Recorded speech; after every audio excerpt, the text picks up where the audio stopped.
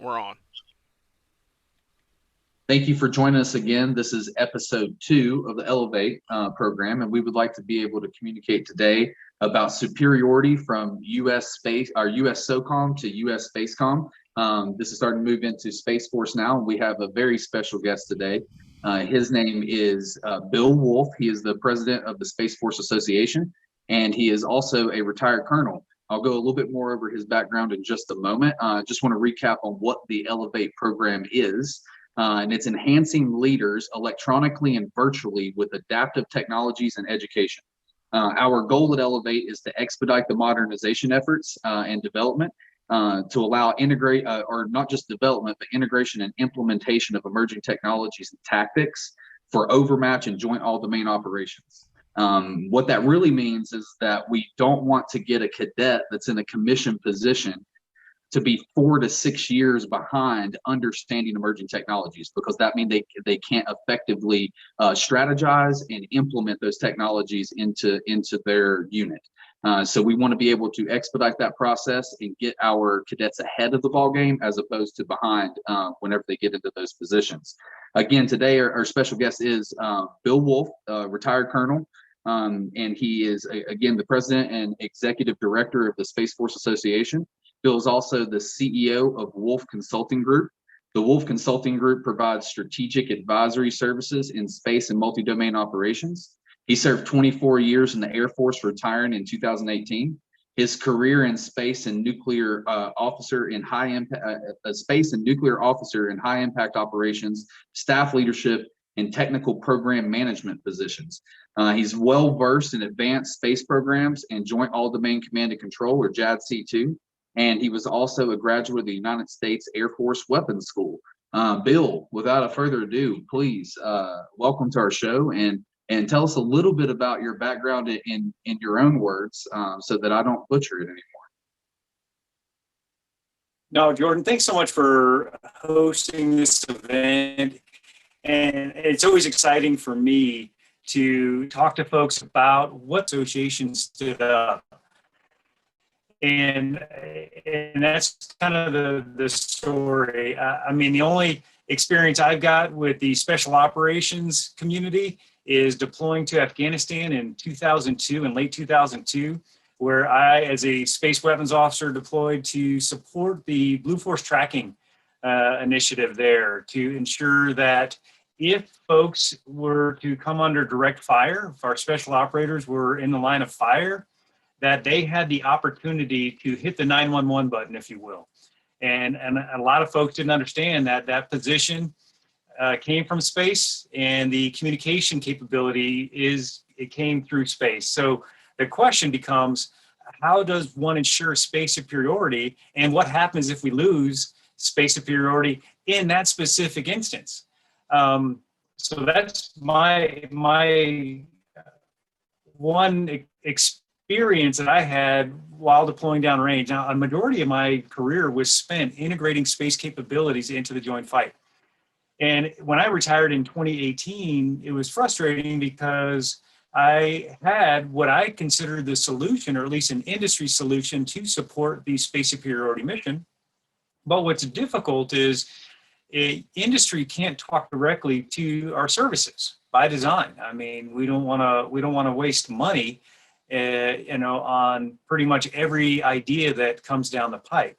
And so what I thought of is how the other domains do it is they stand up a professional organization dedicated to that domain. The Army has one, the Marine Corps has one, Navy has one, and of course the Air Force has a professional organization.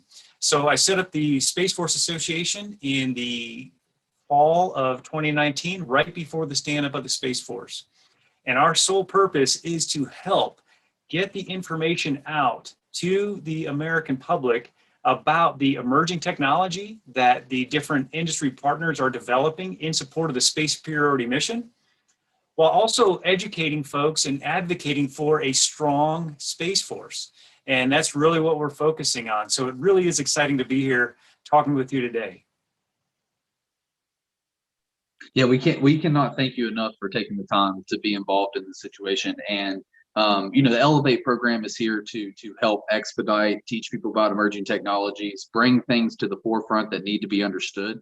And then on the back end, our company, Superior Futures, is working on wearable technology to help enhance hyper-enabled operators. This will play a role in any type of operations from space as we move forward. And right now, I would like to have a little bit of your thoughts on the STEM deficit crisis in the United States. And we know that the Pentagon has recently, labeled this as a national security risk, and how that plays a huge role in space superiority.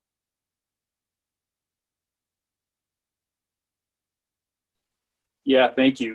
On our advisory council, we are honored to have Emily Calandrelli, and she is a MIT graduate and supported NASA and worked at NASA for many years. And her entire purpose is to help. She's got a tremendous program that she's created to get folks excited about STEM. What I'm concerned about as a professional organization is, how do you take that interest at such a very young age and then provide a on-ramp and a professional development opportunity for folks to continue to get engaged with the STEM issues and understand what the STEM environment is and how that translates into the space superiority mission. Because really, you and I both know, what makes learning exciting is application of specific instances, or scenarios. If you just learn and you don't have a reference point or relevance to what you're learning, then you quickly lose interest. And so that's what I'm concerned about, is being able to translate that STEM requirement into the space domain. Astrodynamics is an important concept, but unless you use it in a real fashion, then it's easy to lose interest.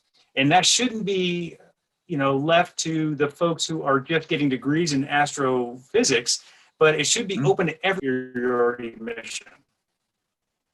Yes. And so my concern is we don't have enough people focusing on STEM, and we don't have an opportunity for folks to get involved in the STEM program as it relates to the space mission set.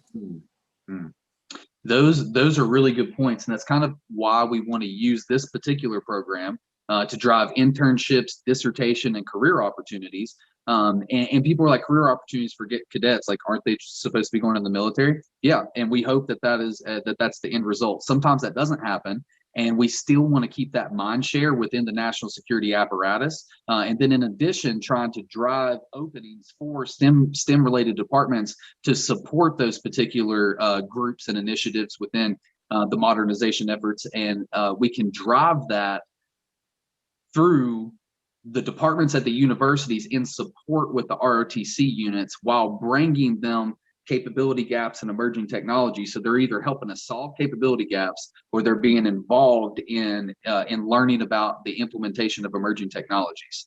I mean, does that seem like it's something that would be highly beneficial for this particular deficit? Absolutely. Again, it's all about creating a program that makes sense for folks to get involved in. If you were to tell me when I was going through college that there was an opportunity to become a space expert without necessarily having to join the military, I probably would have said, sign me up. How do I do that? Because I'm really interested in space, which is what we're seeing. A lot of people are interested in space, but there's curriculum not dedicated to the space domain, the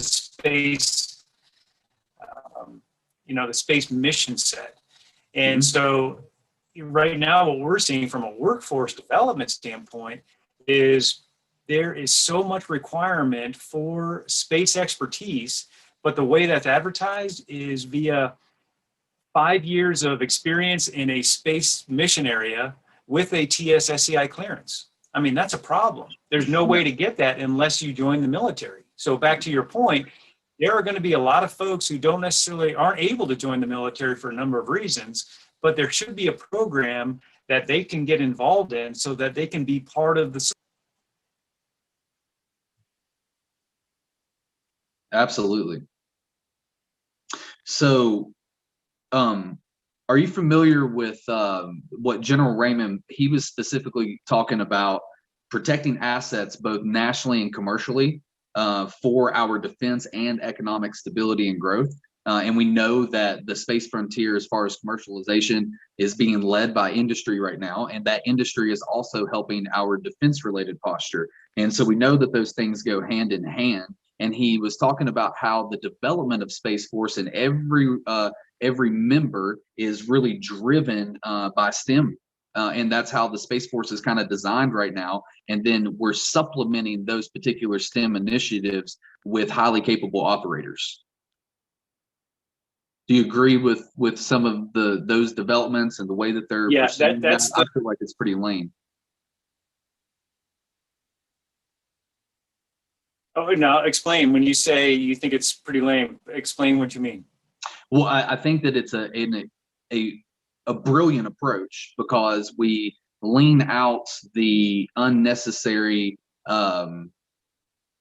bureaucracy and overload and overhead that most other departments are dealing with, mainly because they're centuries / decades in existence, right? Like, this being a fresh start allows them to start on a clean state, streamline the effectiveness of what they want to achieve and who they want to use to achieve it. And I feel like that they've done very, very good hand selecting the particular individuals that are involved in the Space Force currently. Yeah, I apologize. For a second there, I thought you said lame. And what I think you were saying was lane. And so lame. I apologize. No, not lame at all. No, I think it's the coolest thing on the planet right now, or out of off the world, to be honest.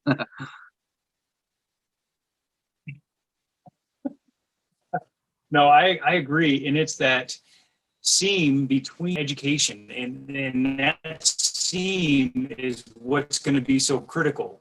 So the more we're able to quantify and define what that looks like, what does an operator need to know to ensure they can accomplish their space superiority mission?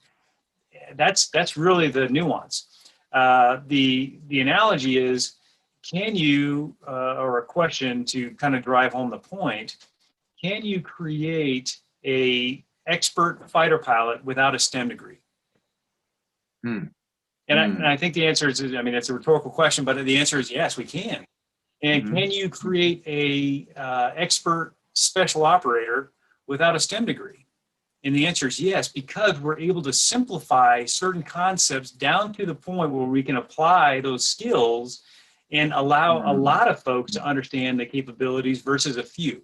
And so I think that seeing between what's required from a STEM perspective and what the future space operator needs to know, and not just from STEM as we think about it, but from a cyber perspective and software development perspective.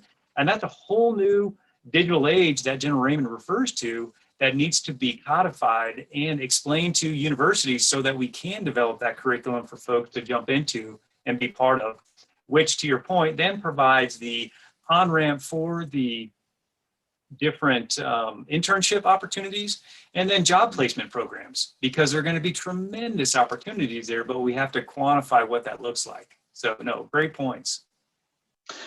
Yes. So are there any emerging technologies that you would like to discuss today? Some things that are more geared towards the space domain, but then maybe those are the types of technologies like the satellites and the different types of connectivity that are helping with JADC2. Yeah, so you're talking about the Joint All-Domain Command and Control Infrastructure, JADC2. And what that implies is that there is collaboration between the services, the Navy, the Army, the Air Force, the Marines, Coast Guard, the civil sector, that explains best practices and technologies to support multi-domain superiority. Now, let me back away from that for just a second, because you can't have multi-domain superiority without specific individual domain superiority, i.e. or land, or sea, or cyber, or space. And so that's really what we're talking about. Now, there's two aspects to that. One is the in-domain understanding. And when I say in-domain, every operator should understand from an expertise perspective that there are certain critical capabilities that provide domain superiority. The air breather knows it, the Army ground pounder knows it, and the mariner knows exactly what those capabilities are. That's the in-domain fight. And we need the space operators to understand what their capabilities are in domain, in the space domain. That's one aspect.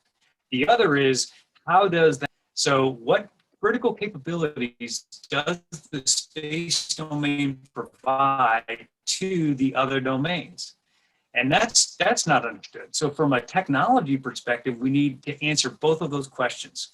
What is the in-domain understanding of space superiority? And then how does space superiority ensure that the other domains can accomplish their domain superiority, therefore ensuring joint all-domain superiority or multi-domain superiority? Does that make sense? 100%. I think that it's necessary for everyone to really understand how all of those pieces come together to create a more comprehensive and solution for the national defense strategy.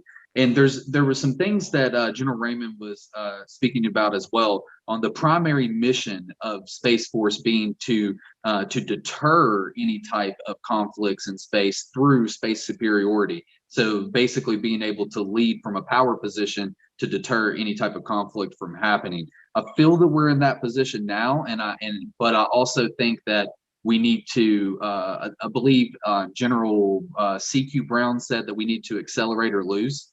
And I think that that's a very important message, because we need to make sure that the acquisitions process is allowing for us to accelerate.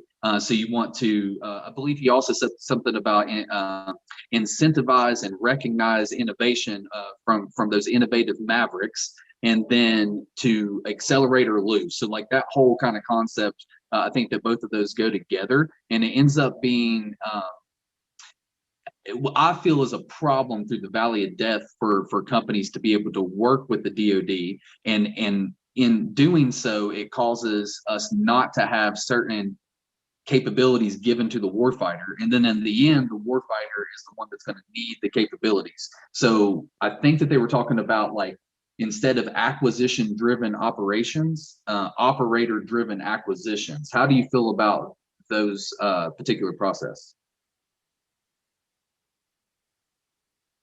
Yeah, I'm a big fan of operations-driven acquisitions. I think in the space domain, we've had it the other way around for a while, where the acquisition process drives the capability development and then delivers that capability to what we would consider the space warfighter or guardians. We need to flip the script on that quite a bit. If you look at, again, individual domains, there's a way, and we can historically refer back to capabilities that have been demonstrated to ensure domain superiority. You go to the Army, the land domain, and you look at those capabilities where they continue to argue for those resources so that they can get the capabilities to accomplish domain superiority for the land. Same for the Air Force, same for the Navy. What we've not done in the space community is quantified what we need to do space domain superiority. And so, yeah, we need the guardians to be able to innovate, but the question becomes, how do they innovate? And if it's via a process by which you identify critical capabilities, emerging technology, where you develop the tactics for that emerging technology, and then you train using that technology in a realistic simulated environment, because in the space domain, we're going to have to train in simulators, because we can't go on orbit and start messing around with on-orbit assets.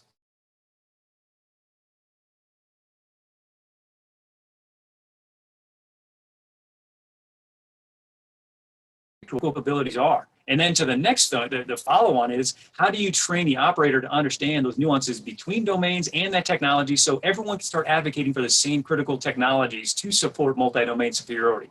That's the rub. You know, we can sit here and say, hey, we've got an air superiority expert or a land superiority expert, but then how do we create a multi-domain expert? And is that a joint staff requirement to help foster? And then how does that joint staff work with the services to work with the industry partners to ensure we can demonstrate and build out that technology. Now, I can go on for minutes or the next hour talking about advanced battle management system, what ABMS is doing. But the fact is we're iterating from that. And I think General Brown is identifying, hey, we got to formalize this relationship a lot more so that we can move faster and innovate much faster. Very important that you brought up the whole train, rehearse, and fight. And I'm glad that is a thought process across the DoD and not just within the Army. Because the ability to train, rehearse, and fight with the same technology increases your transfer of training or skill set to the battlefield and real world operations. And we, coming from my background, I have a degree in exercise physiology. I worked with the United States Olympic Committee doing biometric data collection and turning that into human performance training long term. And we emphasize transfer of training all the time. And we have to tell our athletes, like, you don't want to be doing workouts that you think are going to transfer to your skill set within your sport. And instead we use scientifically proven movements that actually transfer over. And one of those is called the mid thigh pull. It's part of doing a power clean or a snatch, but the particular part that it emphasizes is your vertical jump. And you don't even, you can overload it. It doesn't take a lot of skill to be able to do the movement, but that particular piece of the movement transfers to vertical jump greater than any other movement in all of weightlifting and strength and conditioning. And those type of things are the points that I try to emphasize to my athletes. And I feel like that same thought process should be used towards doctrine, tactics, and emerging technologies in other sectors.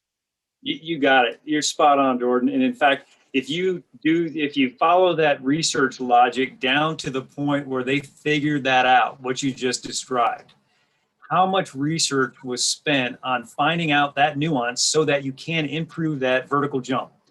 Same type of tenacity needs to be given to the DoD when it comes down to this type of research.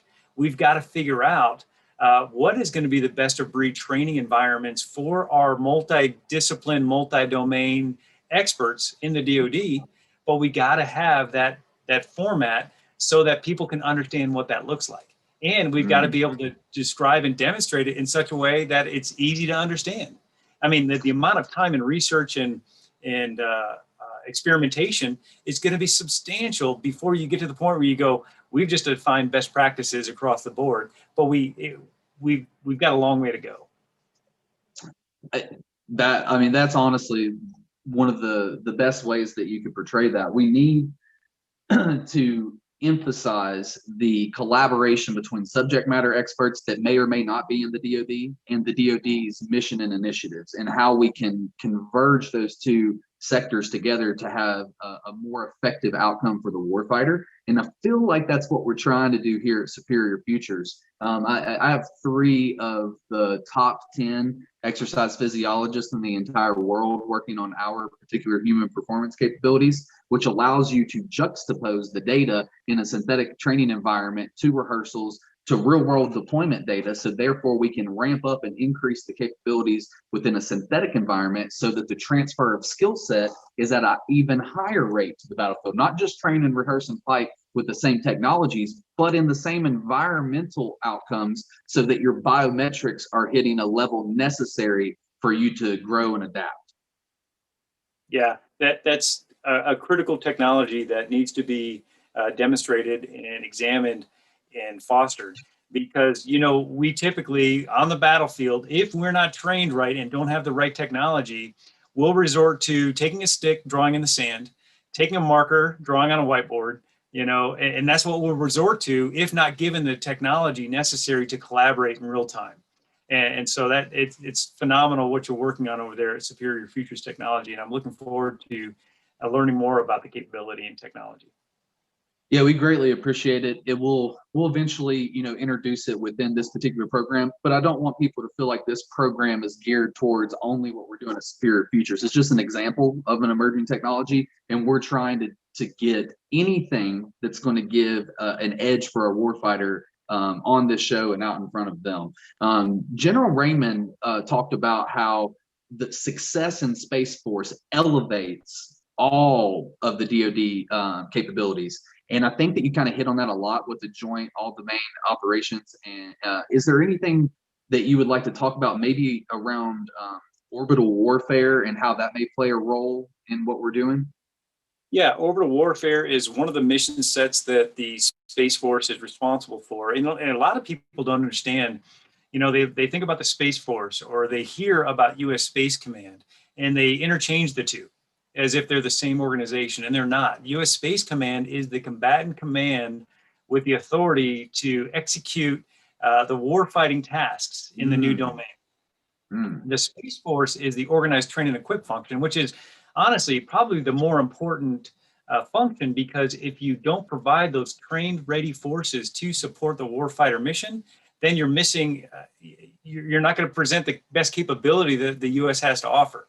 Now, to your question about orbital warfare, what it comes down to is what capabilities are riding on that specific space-based capability. And if that's lost, what's the impact to the joint all-domain mission? And that's going to drive prioritization. And what we need is, and what I think General Raymond was referring to in one of your earlier comments, is a resilient architecture. And so what you do is, through resiliency, is you create an opportunity for folks to not even want to engage you in a space domain, warfare or conflict. And so that's the resilient architecture that needs to be described and demonstrated only so far as you can describe what the impacts to the loss of those critical capabilities are. And that's the nuance. And then to your point about having, your Army background, what is the ground pounder's response to a critical SATCOM that's degraded, a SATCOM link that's degraded, where they're relying on either information via data or a satellite communications with higher authority and rules of engagement responsibilities as they execute their mission? That's what we have to get to and prioritize. Very interesting points. And I like that you kind of broke down the difference between US SPACECOM versus Space Force. And I guess this kind of lines up with like logistical delivery and communication resiliency versus soft operations, potential soft operations from space. Oh, well, I tell you, Lieutenant General Quast, if you want to research soft operations from space, he was very outspoken before he retired about the applications of, putting logistics, as a concept. What if you put several thousands of pounds of logistics on the top of a node cone and you transfer that across the world, around the world in 30 to 45 minutes? What is the potential impact if you can deploy Marines or soft forces around the globe in that same amount of time? I mean, that's a tremendous capability, and one that he brought up years ago that's still relevant today. That's amazing. And I know this kind of gets into like kinetics versus EW related ways to take out satellites. So like with a kinetic based situation, and if we were to destroy satellites, then you're going to have all this wild debris, right?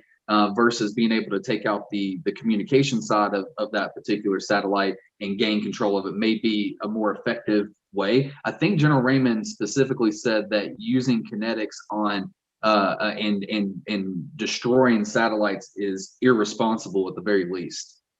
Yeah, he's referring back to the 2007 Chinese launch of a ASAT, the ASAT launch. Back then, and he's in the military then, and if you're sitting on the ops floor during that event, you're not sure if that's going to be a direct ascent ASAT that's going to take out one of our critical capabilities, or if it's a test, or if it's a reentry vehicle, or if it's a missile. I mean, there's no way currently to determine what that looks like without a lot of analysis. And so the question becomes, what does that look like in the future? And yes, he's absolutely right. That kinetic event created thousands of pieces of debris, which then creates a whole nother problem for the space superiority mission, especially as more civilians start deploying to space and space tourism becomes a reality. I mean, Jared Isaacman is going to get on top of a rocket later on this fall, and he's going to be the space tourist with a complete civilian crew that's going to go up into space. The question becomes, what is the impact with a lot of orbital debris? And what's the impact if we've got a lot of debris fields out there to future space commerce if it's just flooded with, debris clouds? And so, yeah, the non-kinetic way to disrupt or deny an adversary's capability is definitely the way to go. And so technology they're working on to ensure that can happen. No, for sure. I know that they had mentioned that they're still monitoring the debris from 2007 today, and that it's getting close to being in orbit with the International Space Station. That's right. Yeah. So yeah, this definitely becomes a bigger problem than I think people were thinking about. I'm glad that you brought it up the way you did about the tourists, because as people want to explore and commercial situations advance, all of this becomes extremely relevant and probably more important in the next 5 years than today. That's right. So General Raymond was talking about how in year one of the Space Force that was building the command itself, versus year two is going to be the integration of emerging technologies to maintain and enhance space and defense superiority. How do you feel about the way? I know that that's a great way to roll it out. What are some points that you would like to emphasize around that process? Absolutely. Well, exactly what you just said. It's a process. And so the question becomes, how is that process documented, and how can newest technology or new capabilities be integrated into that established process? So I know acquisition reform is a big discussion right now in the Pentagon, and it's no different than the Space Force. So they've got to work through, what does a acquisition cycle look like, and how do you bring in newest technologies to fill capability gaps that either exist today or will exist based on an adversary threat to a specific system. And so that's really what it turns into, is educating everyone on what that process looks like, so that everyone can feel pretty comfortable knowing that the newest technology is being provided to our warfighters. I mean, if you look at our current service structure, you'll see that the special operators in USSOCOM get some really cool technology based on the way that command is set up. There's ways for the Air Force to go out and come up with the newest technology based on testing that's accomplished and the emerging threat environment. We need to ensure that happens for the Space Force as well, and that they've got the resources necessary to accomplish that process. Yes, that's extremely important. When you mentioned around operations near peer adversaries, there's one thing that I was thinking about that's just a common issue that we face as the entire planet is asteroids. Do you feel that the Space Force is going to lead the way on any type of issue that we may, that may arise around those situations in the near future? Yeah, so going back to the combatant command, USSPACECOM has the geographic responsibility that extends into space. Now, what is USSPACECOM's operational need that they're going to turn back to the service and say, give me this technology so that I can defend against any threats, whether they be adversarial in nature from another country, or whether they're just a contested or congested environment based on environmental aspects such as asteroids. And I know that those discussions are taking place, and I think that is going to fall into the responsibility of USSPACECOM and subsequently US Space Force. I know this is a little different, but I know that as the DoD in general, trying to enhance hyper-enabled operators' capabilities by connecting them to assets. So you can make a single operator feel like a force of 10, 20, 50, depending on the assets that they're connected to. Is this something that Space Force would be focused on in order to increase the crew's capability, as they go to Mars or, other endeavors? You bet. It's funny. Sitting in Air Force Space Command and going to a ops center, you'll see a handful of crew members, sitting on console watching the environment, both from a terrestrial basis here on Earth and from a space-based perspective, and monitoring the constellation of the satellites that support a specific mission. If you look at that from a civil side, you'll see one operator that's monitoring an entire constellation, or maybe three monitors, folks that are sitting there monitoring that constellation. I think you're going to see an opportunity for the Space Force to examine and explore how the civil and commercial sectors can augment the space superiority mission and quantify what that looks like. And then, to your point, identify some opportunities to leverage some existing manpower, maybe to divest those resources and responsibilities to the civil and commercial sector so that they can invest in specialty training for the guardians of the future. So I suspect that's something they're examining. And I think there's a lot of opportunities to be gained by working through that examination. So yeah, I think so. So you mentioned the Guardians and how, and we were talking about it earlier, how Space Force has picked the cream of the crop to lead the way in this particular division. Does Space Force have any ambitions to bring in other elite warriors in different branches, similar to how JSOC is assembled? It's a great point. I don't think, based on their current organizational structure, because it's very flat, very small organization, I think the end state for the manpower in support of the Space Force is going to be somewhere around 16,000, which is by far so much less than any other service. So that's going to be an ongoing discussion. I think we're probably a few years out from designing that, but what we're not, I know they're focusing on today is that relationship between AFSOC and the other service component, special operations. And I know they're looking at how do we integrate with USSOCOM to ensure that those critical capabilities are provided, and what are the operational needs from the other combatant commanders? Because again, USSPACECOM is just one combatant commander, but as you know, we've got a whole Earth globe full, a whole planet full of geographic combatant commanders and some functionals as well. And they all have space superiority requirements. And so you've got one service, a very small service, that has to support, worldwide combatant command operational needs. And that's going to be the nuance. And I think we're going to see a lot of evolution in that discussion. Spectacular. Is there anything else that you want to specifically cover? Because I feel like, as far as our first episode, I definitely want to have you back so that we can kind of layer onto this for the cadets. But is there something you would like to cover today around emerging technologies, or even leadership, that the cadets could take away with them? Yeah, you bet. I tell you, what you're all working on to ensure that there is a biometric response to learning. And that's really what it comes down to. In every domain, they talk about the operator to technology interface. And that has to be described and almost prescribed so that people understand it. What we need from the future, the cadets that we're talking to now, is we need to understand how the interface should look and what it should look like so that we can accelerate the expertise necessary to accomplish these specific mission sets. From a leadership perspective, it really comes down to find out what you're passionate about.